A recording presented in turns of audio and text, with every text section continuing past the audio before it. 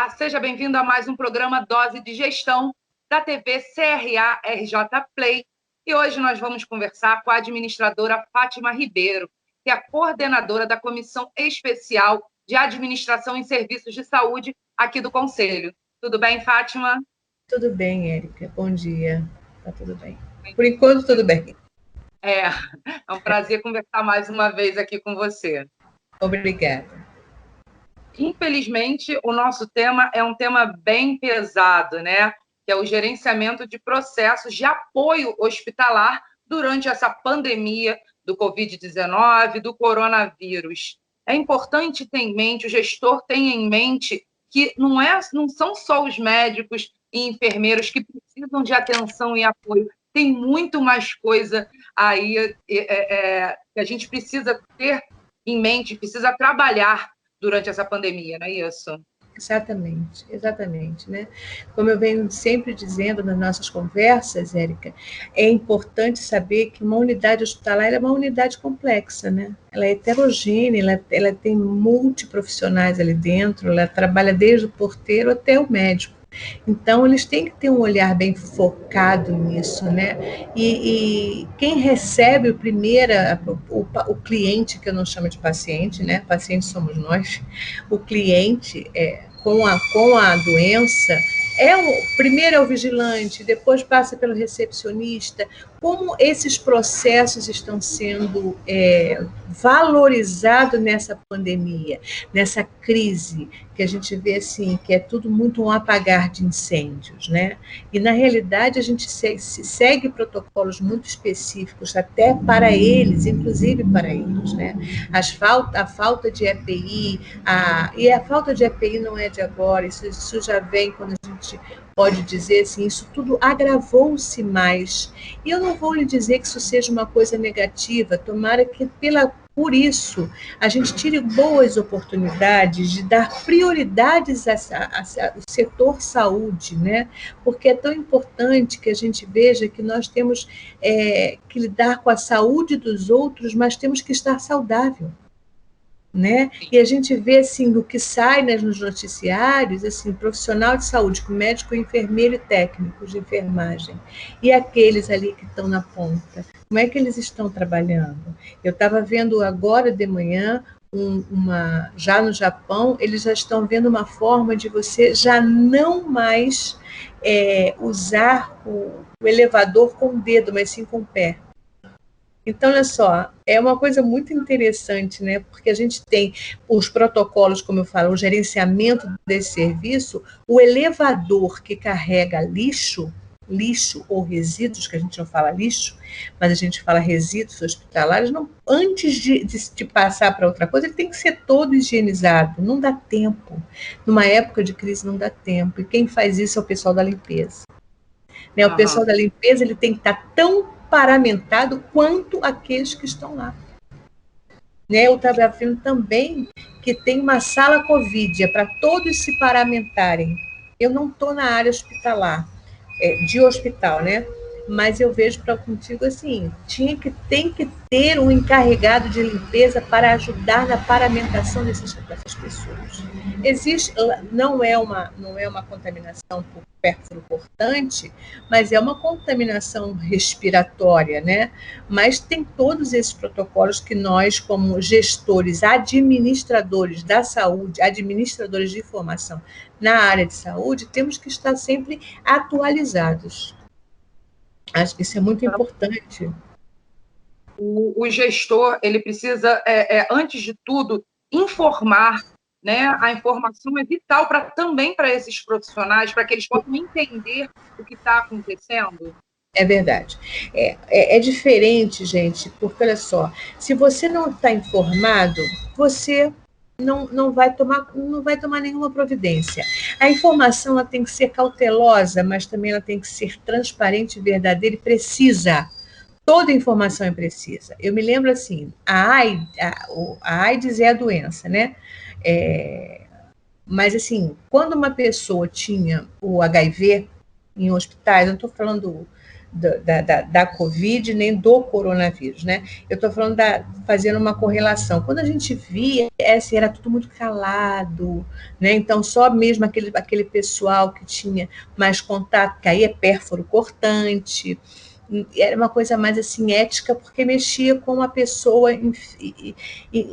com a pessoa, na realidade, com o seu bem-estar, né? E tinha aquele tabu, aquelas coisas todas. Já nessa pandemia de Covid, não, né? As pessoas têm que, sim, tá muito bem orientado, né? Olha só, entra assim, entra assado, e tem uma outra coisa, isso já existe, esses protocolos, tá? Se você sai de um hospital para o outro, você passa por protocolos de avaliação de risco de contaminação. Olha só, através desse SWAB que estão fazendo para testar a Covid. O SWAB é um processo com aquele tipo um cotonete, né? Então, por exemplo, eu tenho pessoas que fez uma cirurgia, teve que passar para o outro hospital, e quando passou, ela fez o teste. Então, existem os protocolos, né? E aonde descarta isso? Então, quando a gente fala de os EPIs, a gente fala dos resíduos hospitalares, como é que vai descartar? A gente fala da manutenção dos equipamentos, a gente fala do sistema de informação, que isso tem que estar muito ativo, né? Porque, olha só, lá em cima eles estão tratando, vamos dizer que seja lá em cima, né? Lá em cima nos andares eles estão tratando, mas as informações têm que chegar para o cara lá de baixo, para o profissional de administração que está lá embaixo, né? E tem que ter uma supervisão diária desse gestor administrativo quanto a isso. Não estou dizendo que ele vai ser diretor, que ele vai ser presidente de hospital, não estou falando isso, mas ele tem que mostrar a sua importância dentro das funções do administrador. Eu acho que isso dentro do gerenciamento de processos de apoio, nós somos muito, e até eu acho que posso até se igualar de importância mesmo dentro disso, porque a gente está se preocupando de cuidar de quem cuida também, né? E você vê quantas pessoas estão doentes, quantos colegas profissionais, enfermeiros, médicos, fisioterapeutas, quando nós podemos ver quantos ficam em cima de um paciente. Não é um, são vários, né? Então, e aqui eles são vários, se você vir em coisas assim, eles pegam e jogam onde tiver, porque eles querem. Nossa função nisso tudo, Érica, que eu gostaria muito de dizer, é trazer apoio a eles têm que ter tudo na mão naquela hora.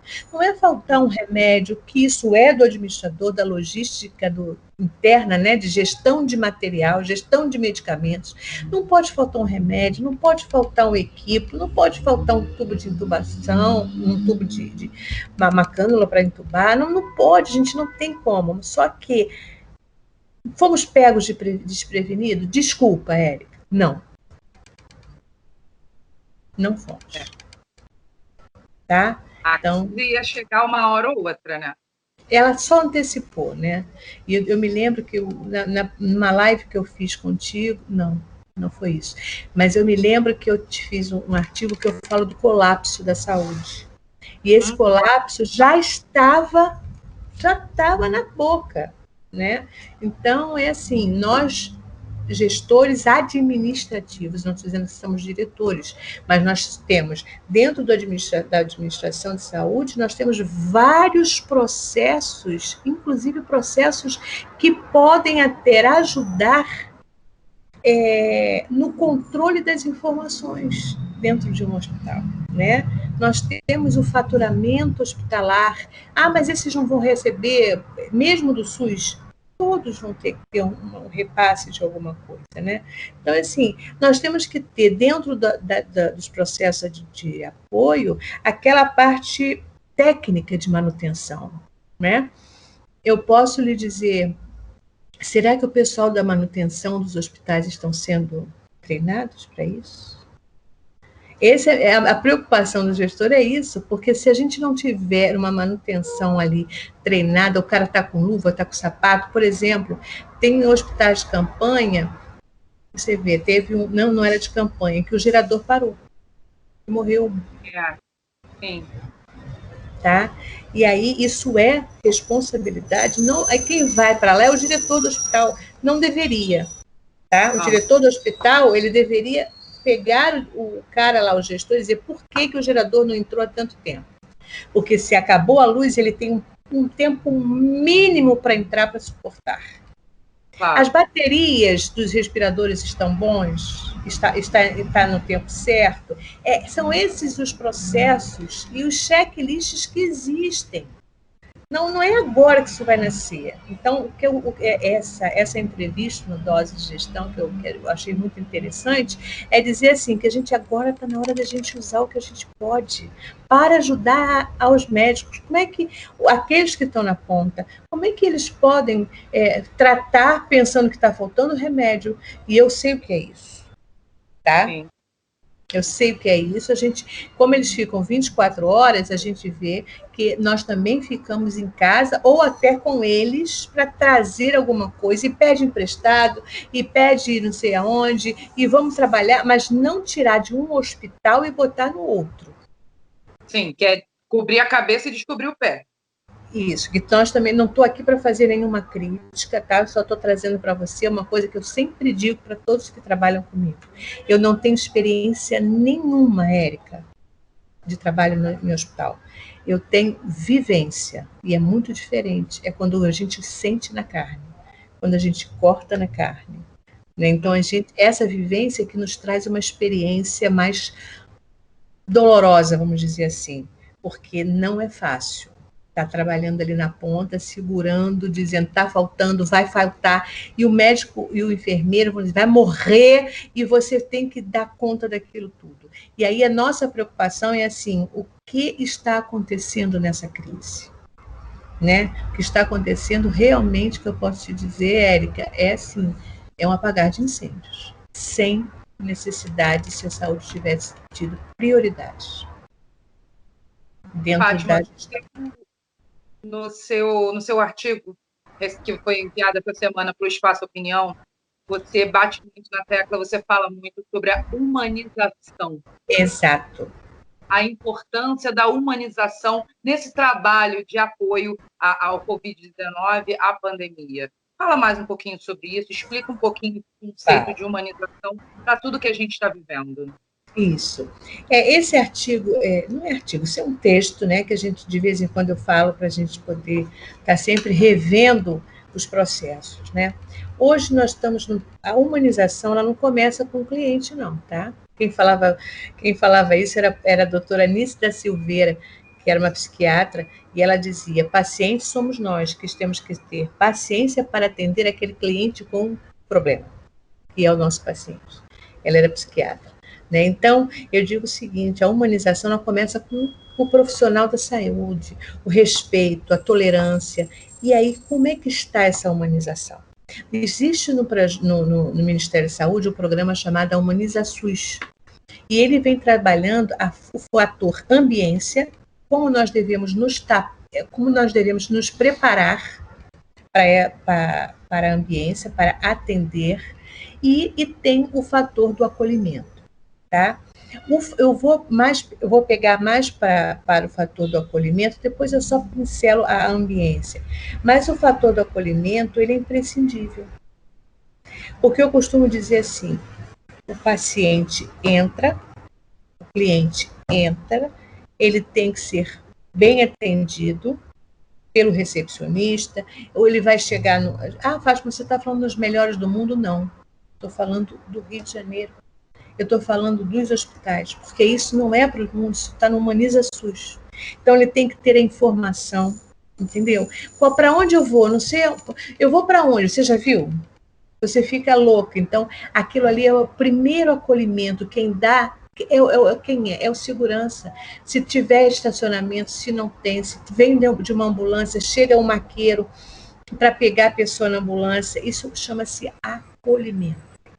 E na hora que nós estamos vendo que essa pandemia, essa doença, ela não afasta só a gente, que está no isolamento, está trabalhando em casa, mas afasta também o doente agora é doente mesmo, né? O doente da sua família. E a família do doente, onde muitas vezes o celular, a tecnologia que faz esse acolhimento, né? E tem até, gente, eu vejo muito esses documentários, tem até despedidas das pessoas pelo celular. Sim. E depois você fica sem nenhum contato. Você não pode ter o acolhimento.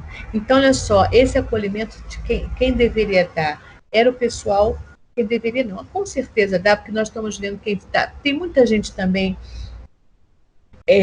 sendo curada, né? Então você vê a emoção dos profissionais quando eles conseguem. Isso é vitória para eles, tá? Isso é um tipo de acolhimento.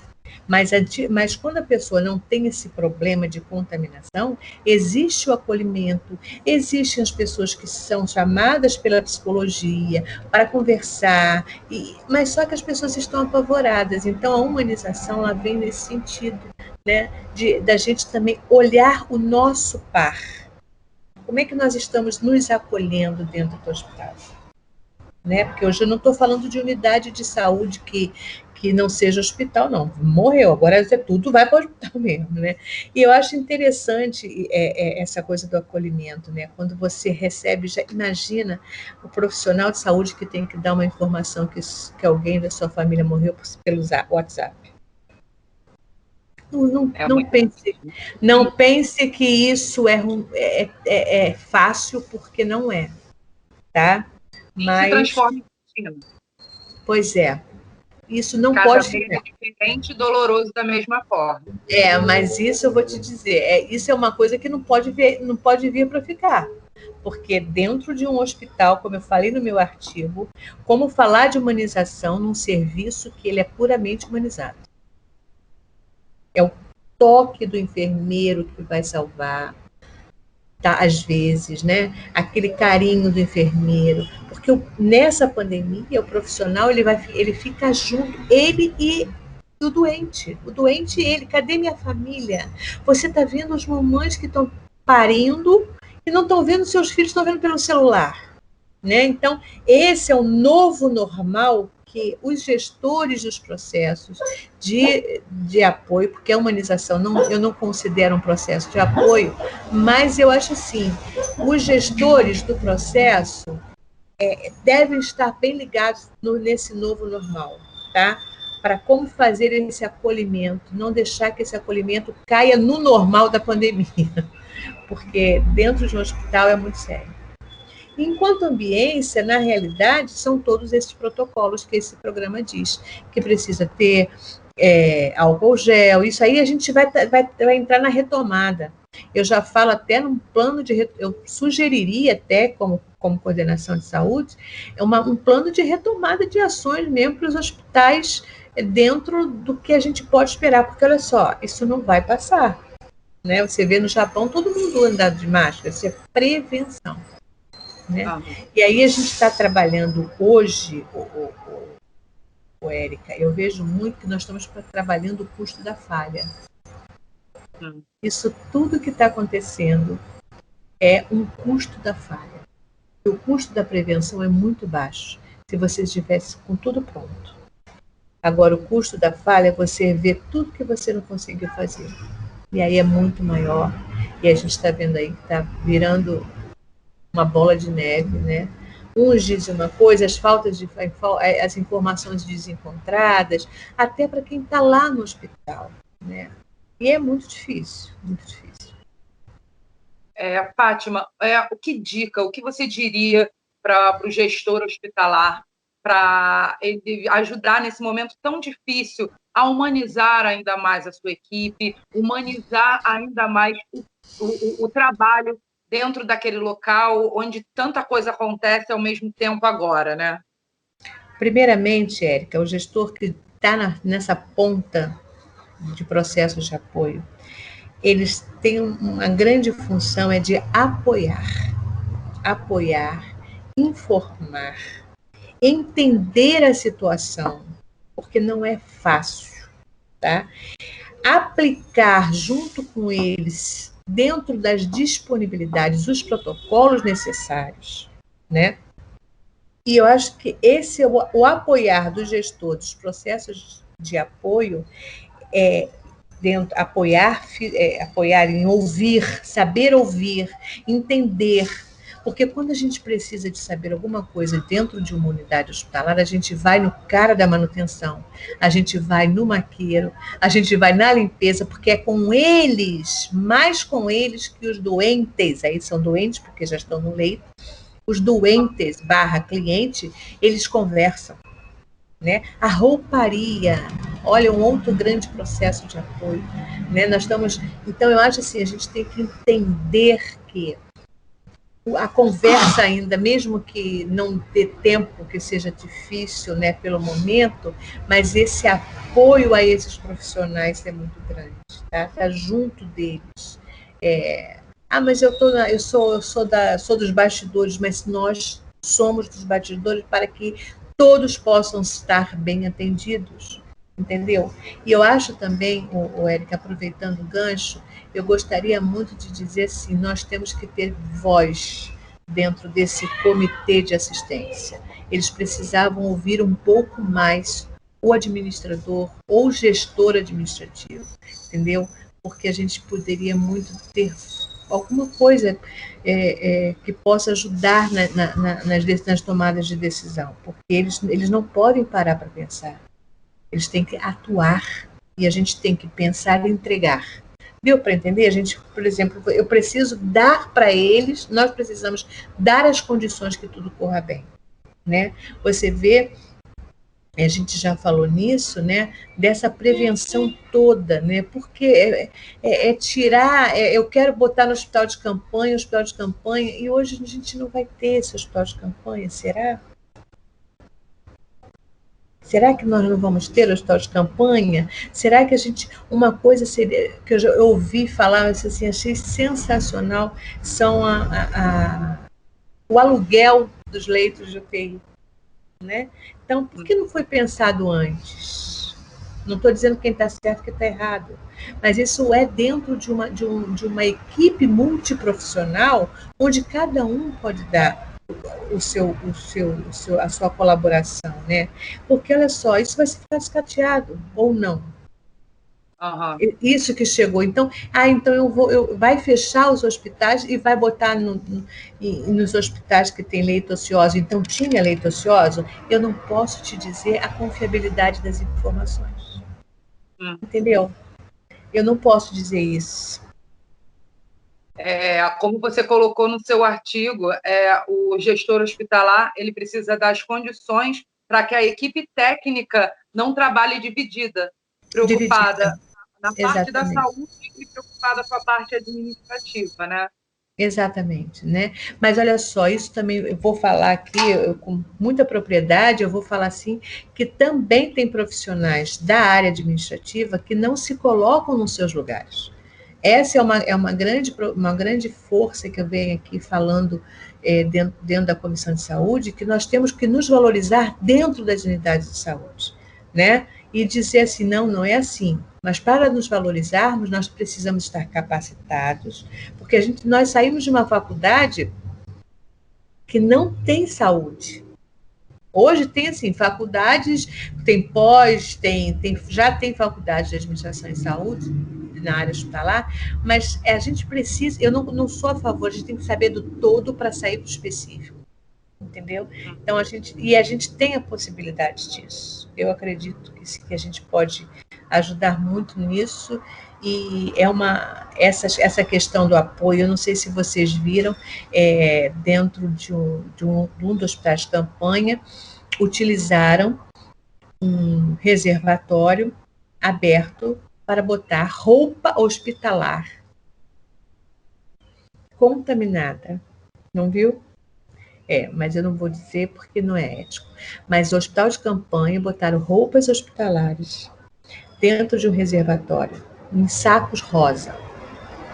E dentro desses sacos tinha as roupas. Não sei se era de paciente contaminado ou se era de profissionais de saúde, né? Que também não faz grande diferença, né? Mas para a gente faz, sabe por quê? Porque os moradores de rua, pegar os sacos e usar as mãos. O mínimo do gestor de apoio era botar um tapume nesse local, para que ninguém pudesse ver até que viessem buscar.